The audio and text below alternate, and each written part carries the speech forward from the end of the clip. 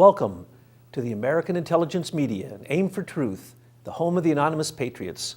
I am your host, Thomas Paine, and I am thrilled to be with you today with this new series of talks that Betsy has titled New World Awakening, in contradistinction, of course, to the New World Order, as I'm sure you can appreciate.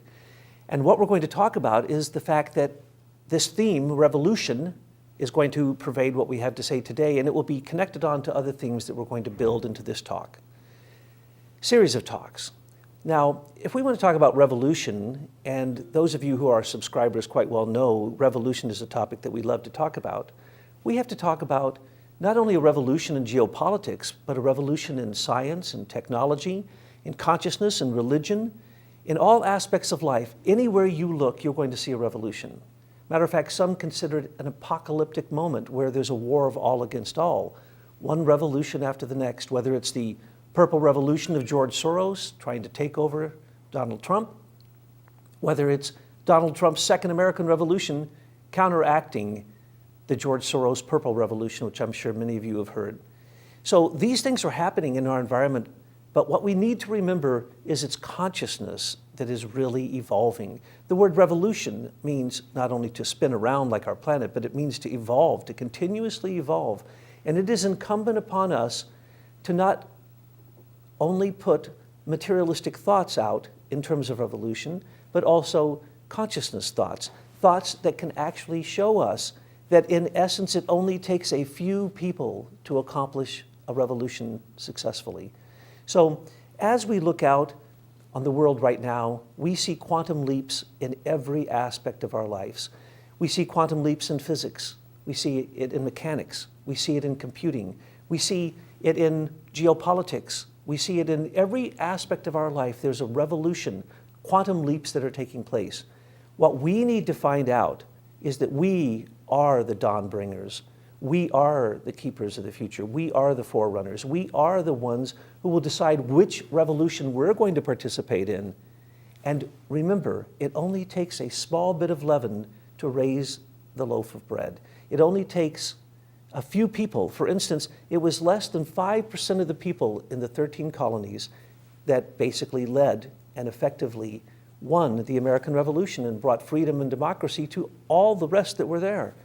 Many of them sat back on their laurels and they had a good time with the royalists as they gave them their house to live in. And they looked at these colonists and this first American Revolution as a bunch of ragtag radical conspiracy theorists.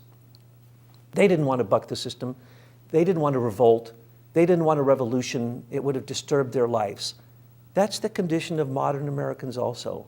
Some just simply ignore the fact that the Democratic National Convention, as we have said again and again, was given $6 billion in the last few elections by George Soros. One person basically bought the Democratic National Party. This is an amazing thing. When we can see that that revolution, now George Soros took his $18 billion and put it into the 184 non-government organizations that he supports, what he calls his foundations. And he did that so that the money couldn't be taken from him.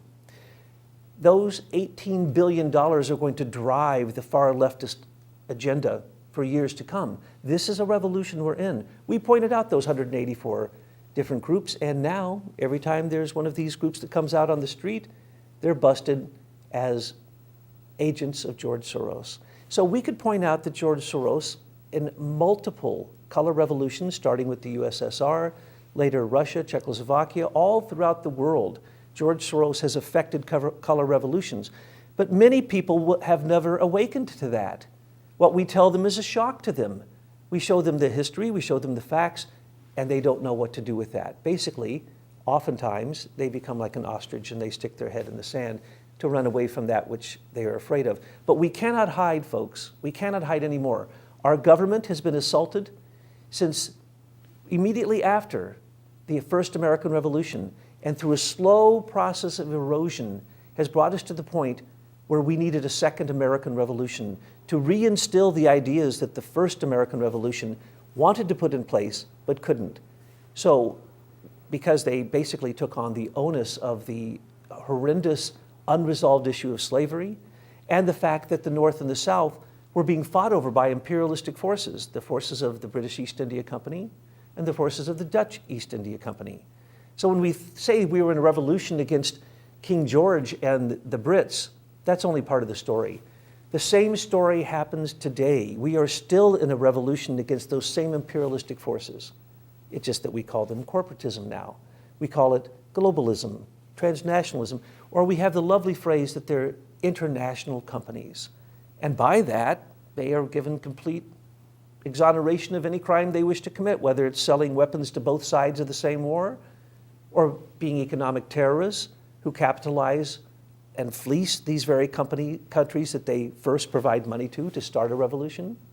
So revolutions continue to this day. And what we want to talk about is, how do you find your way through them? How is it that you know what the battlefield looks like? How is it that you're going to find out who it is that you're battling, who you need to revolt against, who really the forces of negativity, and we could even call evil, who they are? And we have done that again and again through our citizens' intelligence reports, again and again revealing people like James Comey, like Robert Mueller, like Henry Kissinger, and on, the many bad players that are out there, that if you look at their history, you know whose side they're on, and you know whose side you want to be on once you know who it is that you're battling against. So that's what we're going to do today. We're going to talk about revolution inward and outward, consciousness and outwardly in the geopolitical world, in all the different fields of manifestation. For instance, if we think about a revolution, we have to think about the revolution in technology, in medicine, in agriculture, energy, and in religion, in human rights. Also, in our modern time, we have to look at the revolution that people call the experience and the mood of apocalypse, the war of all against all. People feel assaulted from all directions, whether it's from their own government, from outside governments, whether it's from the IRS, whether it's from your boss at work, whether it's from the vaccines that are being put in your body. No matter where you look, you're going to find that you need to have an understanding that gets you through our apocalyptic time. And that's going to be one of the topics of the New World Awakening series of lectures that we're giving. And then we're going to also point at future trends, because what we see now is a very sad state of affairs. Because if we think about future trends, we hear about things that are no longer human, that take the human out of the equation. So let's just look at each one of these for a moment. And what we need to understand is that when we say the revolution in technology, yes, we can say that there are unimaginable wonders, can't we? Our iPhones, our computers, the 4G, the soon-to-be 5G, satellite technology, GPS, robots, you name it. We have a revolution in technology. But what we miss is who it is that this revolution is turning away from. The tech lords are now being turned on, as you can see. Facebook is losing people. They're losing money. Google, people are going away and choosing other search engines. On and on down the line, the Silicon Valley tech lords, the cardboard cutouts that have been put in these positions, we now find out from the beginning that they had evil intent. Google says, do no evil? I don't think so. If you look closely and you listen carefully to the CEOs of these companies, they say that they knew from the beginning that these technical wonders would in fact create illnesses, social diseases, and all kinds of physical illnesses. This is a social experiment gone bad.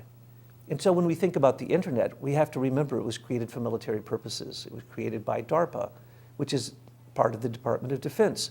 It's the Defense Advanced Research Projects Agency, and the CIA developed theirs called In-Q-Tel. So when we talk about the tech warlords, we have to understand we are in a battle, not just for humanity, but for our own sake, for our own children's sake. Are we going to let the illnesses that these devices create pervade all of our lives, our children, that Wi-Fi is beamed through us? There are billions of coherent electromagnetic frequencies, microwave frequencies, and milliwaves going through your body at all times. So there is a revolution. Which side are you going to be on? We just did a talk and an intelligence report on how you can antidote these things. But first you have to have consciousness. You have to wake up to the fact that this revolution is going on. Let's take medical revolution. Yes, you can go into the hospital and have surgical procedures that are absolutely miraculous, and I do not undermine them. But the number one death, according to some people, is iatrogenic death, death by doctor, death by drug, death by a failed surgery. Some consider it the number one, if you look at all the statistics, the number one cause of death in America is doctor-induced. So how about vaccines, immunizations? What about the flu shot? What about procedures and side effects of drugs? It's now a common side effect of a drug for suicidal ideation and suicide. It's a common effect for any psychological drug that they will list. So you're taking a drug to keep you from being depressed, which a side effect is death. And depression, by the way, is also a side effect of the drug for depression. So where's the war? The war is in your own bloodstream. There is a revolution. Are you going to turn towards those things that the rich people, that the elite use, the best organic produce, the best products, the non-poison products? That's what the rich elite use, but they give the rest of those GMO products and products that actually cause sterility to the rest of us because they hope that the earth depopulates so that they won't have so many people to compete against here on the earth. So in the medical field, the revolution is happening in our bloodstream. In the agriculture, same kind of thing. Monsanto. Really? Why do we allow GMO products? Why do we allow seeds to be made that cannot reproduce other plants? Why do we allow GMO products, Monsanto Roundup, and these poisons in our agriculture? And if you look at the studies, you'll find that after a few generations, pigs no longer can reproduce if they eat strictly GMO corn. So we are in a fight against tech warlords. We're in a fight, in a revolution against big pharma, big pharmaceutical. We're in a fight against big agriculture, Monsanto and companies like them. But we're also in a fight that we've been in for a long time since Standard Oil was broken up and turned into the Seven Sisters, and that's a fight for free energy. The American Patent Office has been turned into a place where they steal patents, not where they protect inventors. We are in a war for high-tech patents, for intellectual property. And who is it that we're warring against? Our own government. We are in a war against companies which are big oil companies that stand against free energy. We're in a war against big tech companies that stand against innovation in smaller companies. This war, these revolutions, again, you have to use your own consciousness to decide where you're going to be in this battle. Are you going to enter into this battlefield? And when you do you know your enemy? And are you picking your battles carefully? Because there are so many of these, you have to pick them yourself. Personally, as I said before, psychologically, because we are in such advanced times, we could talk about the reason that the quantum leap has happened in human consciousness collectively. It's not only because of the threat of nuclear war, but we have threats of all types of destruction of every element on the face of the earth, including the earth itself. Human destruction, plants, animals, the environment, it's all going on. And for what? For the sake of people who are trying to have their own greed satisfied, their own lust, instead of their own development of consciousness. So if we actually had morality and we brought it into these realms where these revolutions are taking place, if we brought morality into the realm of technology or medicine or energy, free energy, or human consciousness development, then we would find that it is consciousness that can conquer all of these things. It is only a few people who actually change the course of history. All of history is a series of biographies. It is not a series of events. It is not a series of ideologies, communism, fascism, Marxism. It is about individuals. And that's what we're trying to tell you in every one of our broadcasts. We may paint alarmist pictures that may seem sensationalistic, but they are truthful. And at the end, we always tell you how to antidote them. And that is the key factor that we offer that oftentimes you don't see in other news reports or other news aggregation agencies as we have produced with Truth News headlines. And also, When we talk about consciousness in the future talks, we're going to be talking about a bridge that we have called the glass bead game, where you can bridge over to some of our other sites, to some of our other blogs that are based upon consciousness, not just geopolitical truth awakening, but the awakening in the individual and the way that the individual can antidote all of these things that we're talking about. So far, we have found nothing that can't be antidoted. Even nuclear energy can be completely replaced with a different type of substance. Instead of uranium, we can use thorium. We do not need the nuclear weapons. We've yet to ever use one. We are actually the best of trading friends with the very people, most of the people who have those nuclear weapons, and or we gave them to them and we paid for their development. So really, nuclear weapons can be solved very quickly. But when we look at future trends, if we do not ourselves take control and realize that we are the agents of change, we are the revolutionary leaders, the small group of people who are the leaven to the bread, who are the homeopathic remedy to the ills of the world. We are the potentized consciousness that is reaching out to the world. Each of us can do that, and we'll be addressing that further along in these conversations. But what we need you to understand today is the revolution we're speaking about has been coined, a phrase, a moniker has been created, a phrase has been coined called the Second American Revolution. And it is in contradistinction to the Purple Revolution, of course, as I've already spoken about. So, what is the Second American Revolution? When we started to write the Anonymous Patriots Citizens Intelligence Reports, we gave Trump advice before he was even elected, even before he was the last candidate standing for the Republicans.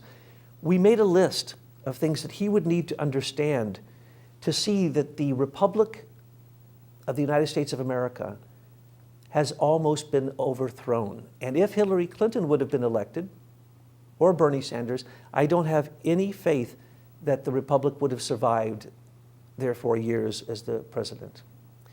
But with Trump, we saw some hope, and we also knew that he had been spurred on by the military intelligence community and by their reports that indicated that if a nationalist came forward who said he would combat radical Islamic terrorism, who would say that he wanted borders, who would say that he wanted true immigration policies that are actually sensible, and that he stood for the rule of law, that this candidate, it was predicted by our own intelligence community, could win the presidency.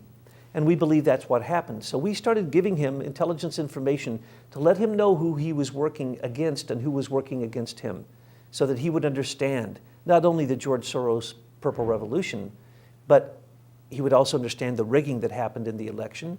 He'd understand why it was that it was blamed on him that there was Russian collusion instead of the real Russian collusion with John Podesta and Hillary Clinton. And so we laid out for him a list of about a dozen things that had happened to America that has caused corporatism, transnationalist, international companies to come in and to take over elements of the United States government under the guise of federalism. Federalism has been fought over since its invention in 1871, when George Washington decided that he would create the Washington District of Columbia. And then by 1800, when the Congress moved there and the Supreme Court moved there, it was fait accompli.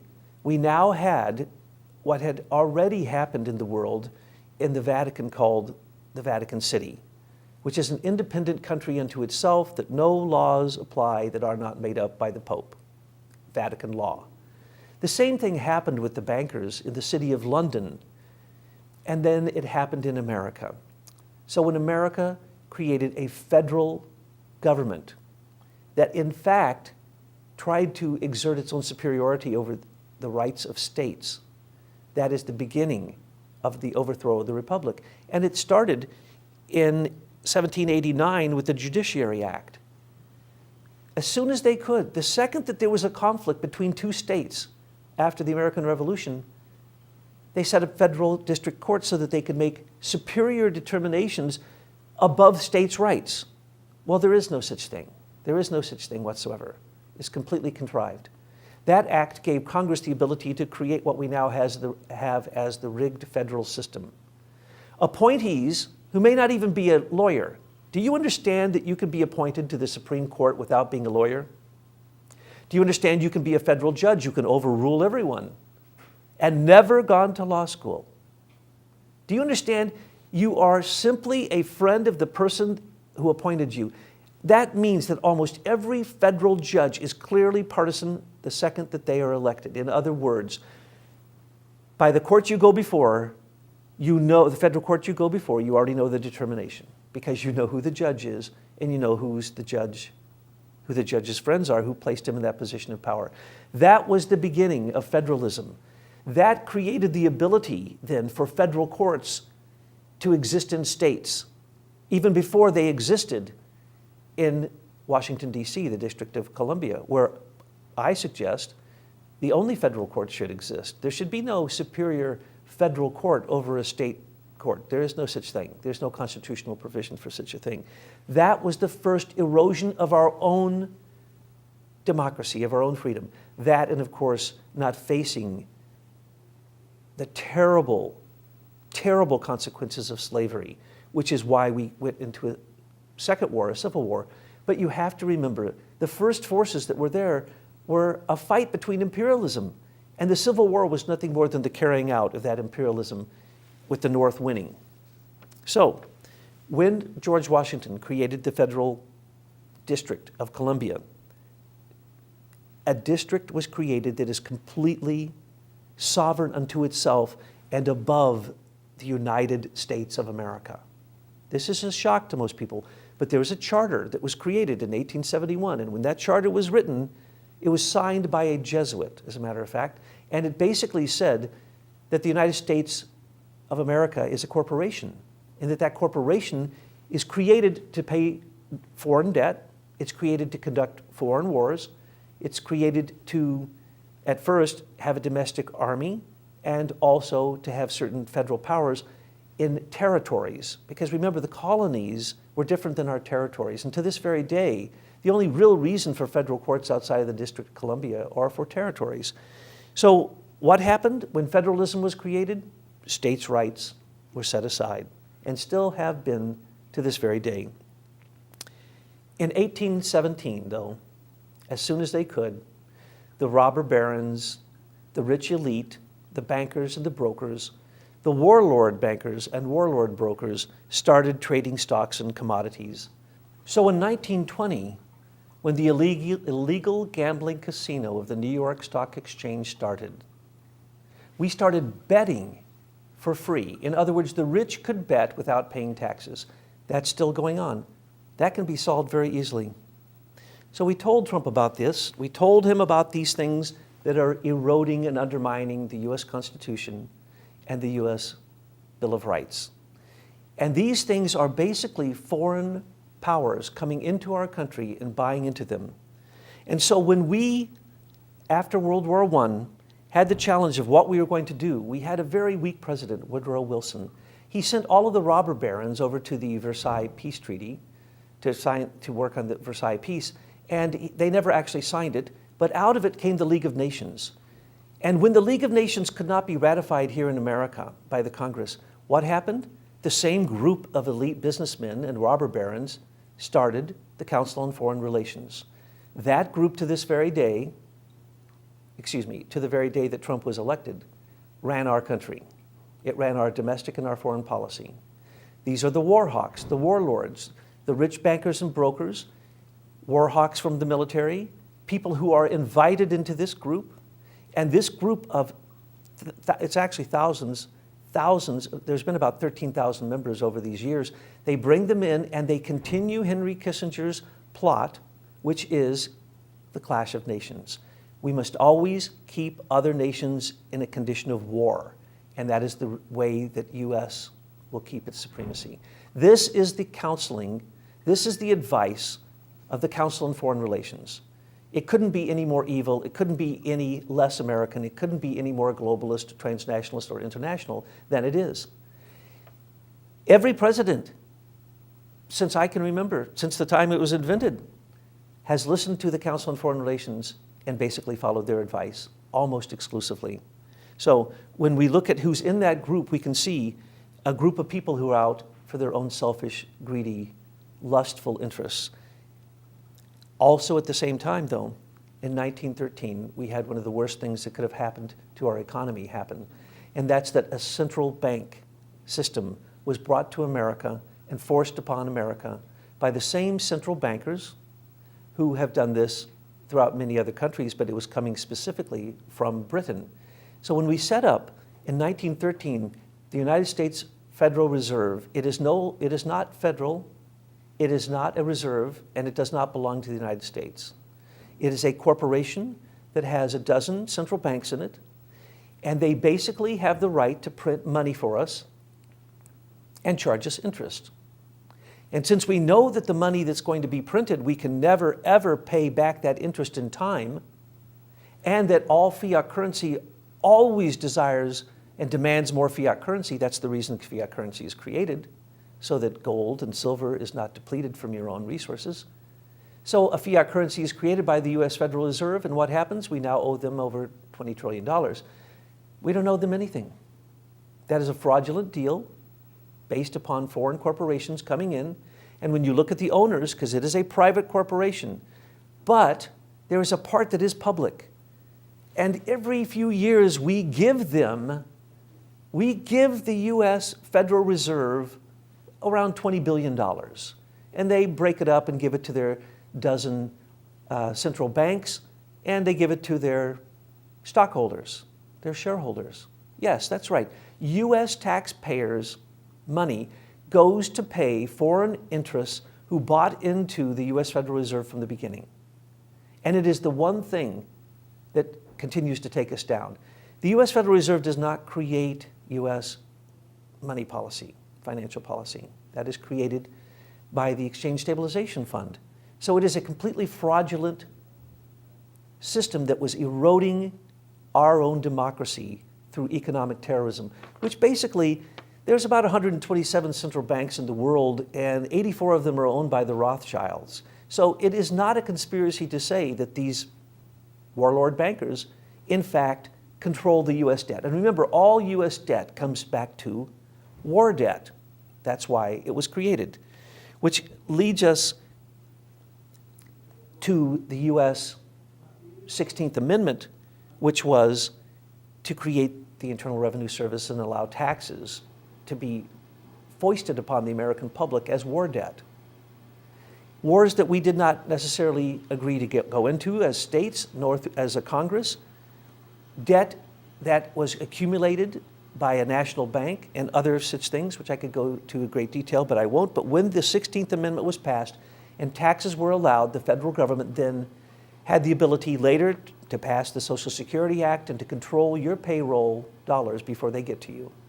Why would, how many of us go into the District of Columbia a year, or even in our entire life? Why would a federal government get my money before I get it, and then allow me to have what they say I can have afterwards, and as I'm buying my house, continue to charge me taxes for the rest of my life so I can never really own a piece of property? So you see, what happened with the Declaration of Independence, Thomas Locke's idea of life, liberty, and property was dropped in that phrase in the Declaration of Independence for the pursuit of happiness. The pursuit of happiness, not happiness itself, but the continual pursuit of happiness as if it cannot be attained. That is an unalienable right? No, I would think happiness and contentment and property, knowing that what I own, I get to continue to own and not have to pay a fake federal government money for. So when the League of Nations was created, it later, because it could not get approved in America, became the United Nations. And we told Trump from the beginning that the number one thing that he would need to do as a nationalist is end our associations with all of the criminal components of the United Nations. So the United Nations, for instance, under George Bush Sr., went to war with Iraq because of a United Nations resolution. In other words, he usurped the Congress to go to war. And he stood before the United Nations and said, I promise you that the new world order will come to pass and we will rule the world. And that's where globalism's banner was raised and has not been lowered until Trump was elected the president. So when we want to look at the United Nations, we can look at some of the things that have been done by Trump that shows that he very clearly knows that the United Nations is our enemy inside of our own domestic borders, and that we are paying our enemies to come here and to stop us from carrying out our own domestic policies. After World War II, just like after World War I, setting up the League of Nations, which became the United Nations, after World War II, they set up the Bank for International Settlement. That was the way they dealt with German reparations. But when they did this, it created the basis that now somehow it's an international bank that covers derivative swaps. In other words, it's become an international stock market, tax-free, offshore haven, tax haven for derivative swaps and international gambling. We should pull out of that completely. We should also pull out of the World Bank, which is part of the United Nations, the World Trade Organization, which is part of the United Nations, and the International Monetary Fund, because these organizations have control over our economy. Under the guise that we're spreading democracy through the United Nations, this is complete nonsense. The United Nations has never spread democracy anywhere. And then the Bank for International Settlements was set up in 1930. In 1934, a mysterious part of the U.S. Treasury was set up that controls our markets. All markets are controlled by the Exchange Stabilization Fund. Now, people find this shocking when we say it, but we've demonstrated it, why that's true in our intelligence reports. You can look this up. So, for the Exchange Stabilization Fund, they own our money. They, in fact, control our gold. Somehow, we give our money, our gold, to the Exchange Stabilization Fund, which is just a group of people that aren't even told what to do by the president. They do not have to follow what the head of the U.S. Treasury tells them to do. The Exchange Stabilization Fund also has the plunge protection team, and they use the central banks and the U.S. Fed and the New York office of the New York Fed as their tool to use 5 brokerage companies that basically control most of global economy. Not American economy. It controls American economy, but it isn't controlled by Americans. It's controlled by international interests. And so we see this happening with the Exchange Stabilization Fund not even being under the control necessarily of the U.S. Treasury. These things may come as a shock to you, but this was the erosion that was happening before everyone's eyes that they could not see and did not see. And then in 1944, after World War II, we had the Bretton Woods Agreement. During that is when the United Nations set up the World Bank, the International Monetary Fund, and started special drawing rights, which is an international form of currency, which is completely crooked and rigged, and the World Trade Organization. Now, the beauty of this, I always like to say, is that Harry Dexter White is the person who set up all these things, later found out to be a communist, a complete communist, tried and convicted as a communist. So his plan for the United Nations was complete communism. It was complete totalitarianism, and the Russians themselves would not participate because they were in direct contact with Harry Dexter White, and they knew what this was, and they would not participate. To this very day, China and Russia are only now beginning to associate with the World Bank and the International Monetary Fund and participate in special drawing rights. And again, that was a trick. We pulled them in as a trick. Then in 1945, the Central Intelligence Agency, or the Office of Strategic Services, was set up by Allen Dulles. We'll also just say Allen Dulles, the head of the CIA, ordered the death of JFK. This is well known now by things that have been released. And who was one of his agents? The Cuban agent, the head of the Cuban section. There were 6 groups that were targeting him, 6 different groups. One of them was headed by George Bush Sr. This is all well documented. He was there that day. There's even pictures of him. He was arrested twice on that day in 2 different outfits, one dressed as a bum and one dressed as an oil businessman. On and on and on. So when the CIA was set up, what was it set up for? You need to read our intelligence report on the 3 aspects of the CIA. If you do not understand those 3 aspects of the CIA, you will never, ever understand it.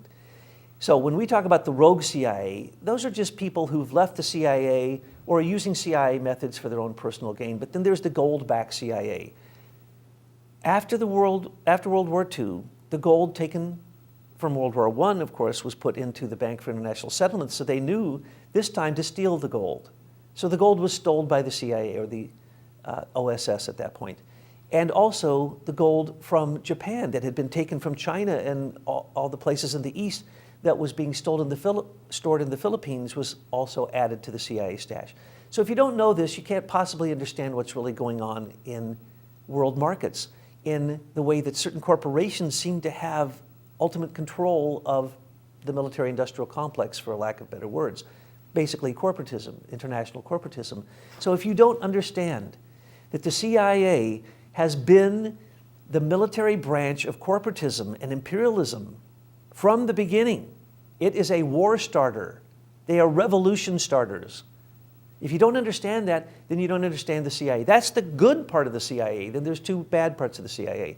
So at the death of JFK, that was when the CIA planned to enter into the White House fully. And as we know, George Bush Sr. became the vice president during Reagan's time, who also, he was almost assassinated, that George Bush Sr. would have become president. Isn't that a coincidence? And then from that time on, we have seen nothing but the CIA perversion of the executive branch of our government. So the federal government that is led by the executive branch, which is 4.5 million people, is completely a product of CIA subversion, espionage, sabotage, and indoctrination. That may come as a shock to you also. I'm sure it came as a shock to President Trump when he realized the depth of this and how far that it went. But when the CIA was started, that was really the chance later for the Bush rogue CIA and for the White House to be turned into basically a mafia ever since the time of George Bush Sr. becoming the vice president. And then it led to the lawlessness of Obama. So in 2010, the Dodd-Frank Act, that was the end. That's when the warlord bankers and brokers had absolutely all holds no longer barred. When they could do whatever they want, act with complete impunity, be exonerated before their crimes. And that lawlessness led us to where Trump then came in and said, the erosion of our republic has come to an end. America will come back, and America will be great again. In other words, the first American Revolution is going to be reinstated by the Second American Revolution. Every 500 years is a phoenix cycle, and we're in a 250-year cycle. So right now we have the chance to reinstill the fire that led to the first American Revolution, and we see that. We see the craziness that's out there. We see people who are killing people over the issue that someone came in and destroyed their hypnotic view of the idea that Democrats are actually looking out for their interests, or that Democrats are honest, or that these ideas that Hillary didn't get elected are blowing people's minds. There are people who are still saying in the news that it is possible that Mueller's investigation will kick Trump out and that Hillary will become our president. Still, this was just 2 weeks ago in a major mainstream media outlet. That's how bad it is in terms of the people who were an inch away from completing the overthrow of the U.S. Republic by federalism and corporatism were so close to winning the day. But Trump was elected, even against the fact that the election was rigged in so many ways we can't begin to tell you. And these are the things that he started to do that show us that he either knew what we were talking about and we put out in our reports before he was elected and ever since, or that he's already figured all this out and that he has some very good intelligence. He came in and the first thing he said is he's going to enforce the rule of law. Oh my goodness. The unlawful rats started jumping the ship instantaneously. All he had to do was stand up and say, I'm going to enforce the rule of law. There has been lawlessness, absolute lawlessness, in the last few administrations. And we see that coming out every day.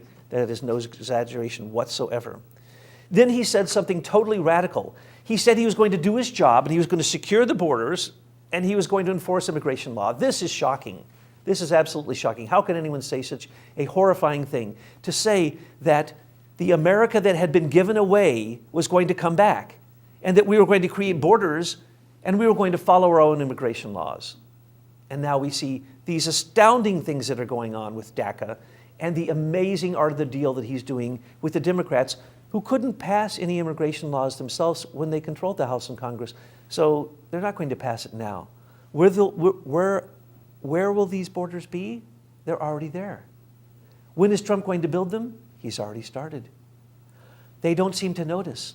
They don't seem to notice that many of the DACA illegal immigrants left the country when he came to be our president. We had more people, illegal aliens, flee to Canada and Mexico and Europe than we could count. We don't know. There's estimates, and they're huge. We have people who are packing it up and leaving because, why? They're criminal aliens, and they know that sanctuary cities are not going to last, and there will be no more sanctuary states. So what has he done? He is he's going right down the list, and he's creating a new revolution, the Second American Revolution. When he came to power, one of the first things he said was, I am going to decrease the money we give to the United Nations. He didn't call them any names.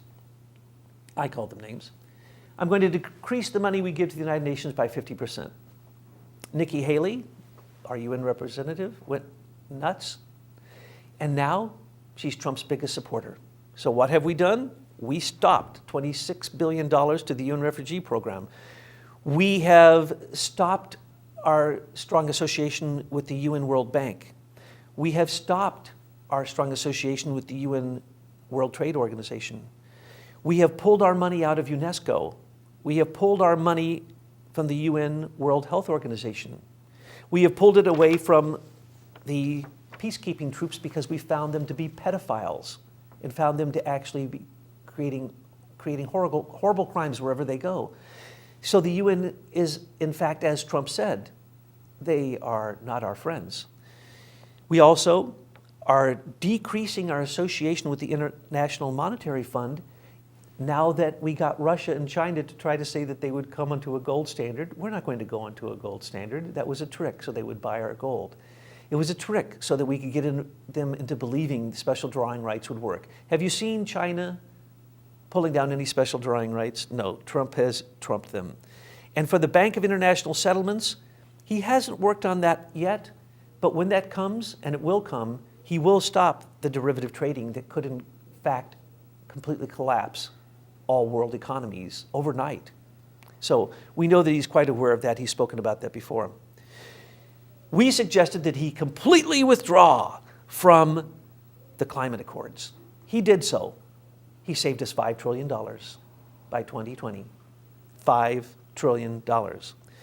End to globalism, transnationalism, we ask, in all accords. NAFTA, the Iran nuclear deal, TPP, TIPP, we see that that's happening. Now, he constantly says, oh no, I'm willing to consider these things again. I'm willing to think about all these accords.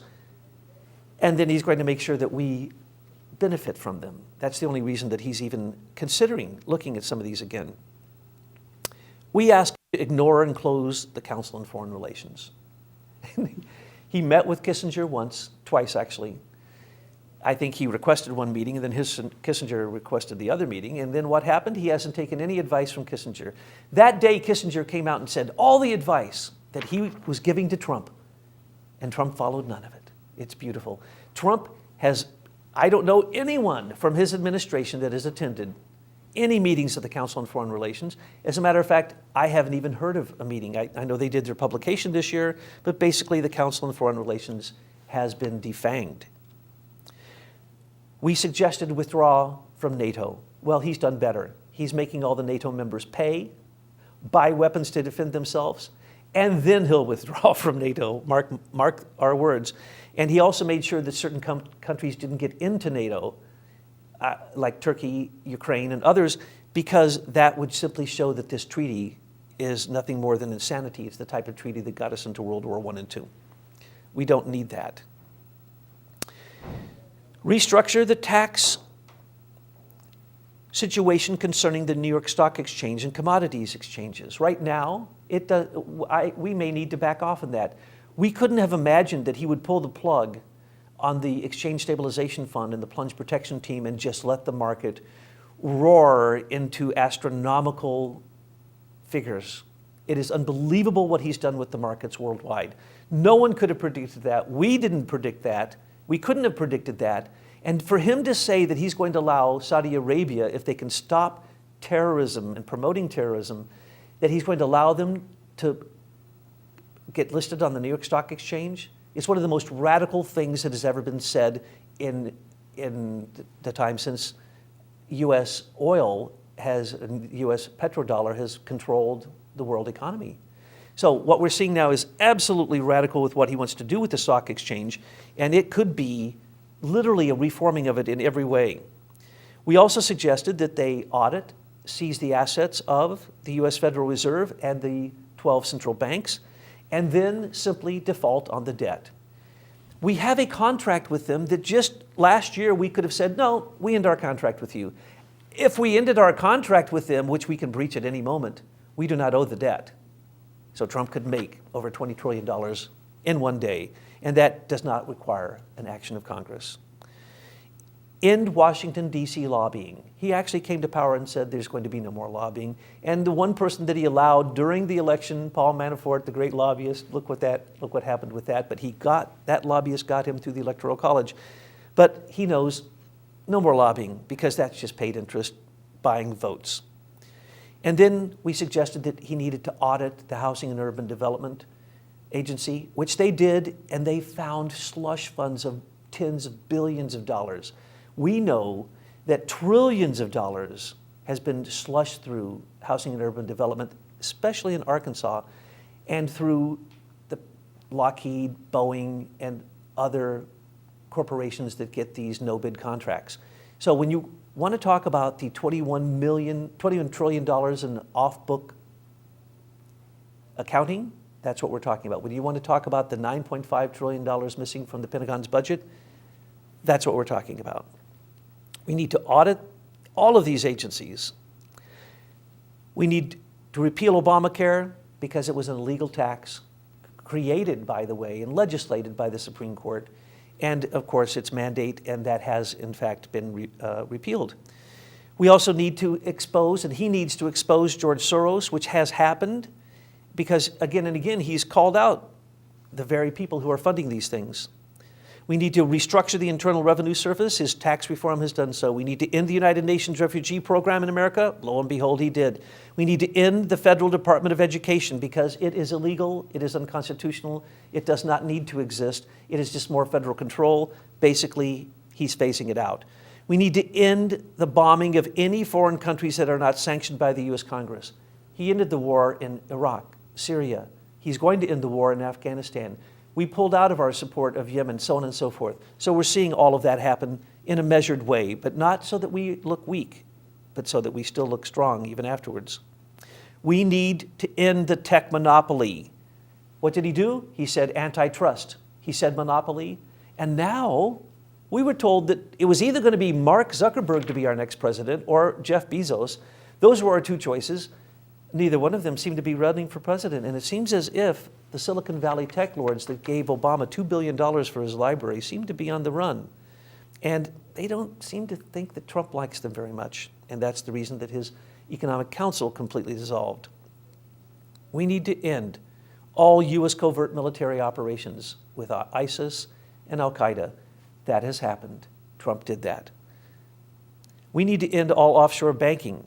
That hasn't happened, but his new executive order going after the first group that was public and the 39 who weren't, I assure you, those people are missing a lot of money in their offshore accounts at this point because those funds have been frozen, if not seized. Big pharma control of the U.S. citizens through mandatory immunization. This is a big issue for us. People didn't notice. The federal government just reinstated the right for religious and philosophical exemption. They were putting people in prison in California in the last year for that. So now Trump has taken care of that. We need to dismantle the corporate intelligence in the government and stop sharing our staff with that industry. 800,000 people have top secret security clearances. We pointed this out, and General Flynn's program was stop corporate intelligence, get it out, only military intelligence.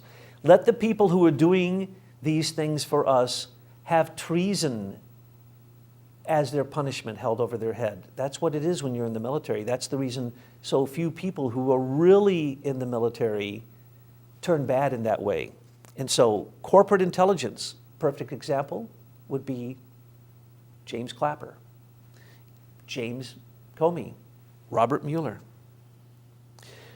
We need to ban Planned Parenthood abortions. We can see that Trump is working on that actively. We need to rewrite the National Defense Authorization Act, and we need to close its agent, the CIA. When John F. Kennedy tried to close the CIA, Allen Dulles was averse to that, and they got in a big argument, and JFK fired him. It didn't stop him. He still planned for 2 years through the CIA to assassinate JFK. We need to make sure that the CIA doesn't exist anymore, and all counterintelligence agencies, whether it's the National Counterterrorism Center, whether it is the Department of Justice National Security Division, which we've found out has been completely compromised, or whether it be the Counterintelligence Division of the FBI. We need to end all of those. Only the president should know of any counterintelligence activities. Only the president should order something that is so top secret that it has to do with national security. The fact that bureaucrats in these agencies order and maintain offices of black ops and black budget activities should be illegal. There should be no such thing. But I assure you, there are more offices and there are more black ops operations than anyone can count in the United States government. So what we see in the revolution that is happening right now, we call the Second American Revolution. We see Donald Trump as a new George Washington. That is the reason we've taken on our names Thomas Paine and Betsy Ross, because what we're working with is writing and memes and the ability to communicate and the ability to get out and let a small group of people in the alternative media start a revolution that not only counteracts George Soros's Purple Revolution, the regime change of a duly elected president, but that it also stops the erosion of the Republic. It stops the undermining of our U.S. Constitution and our U.S. Bill of Rights. These things are happening. These revolutions are happening, and it is up to each and every one of us to find where our place is in these revolutions.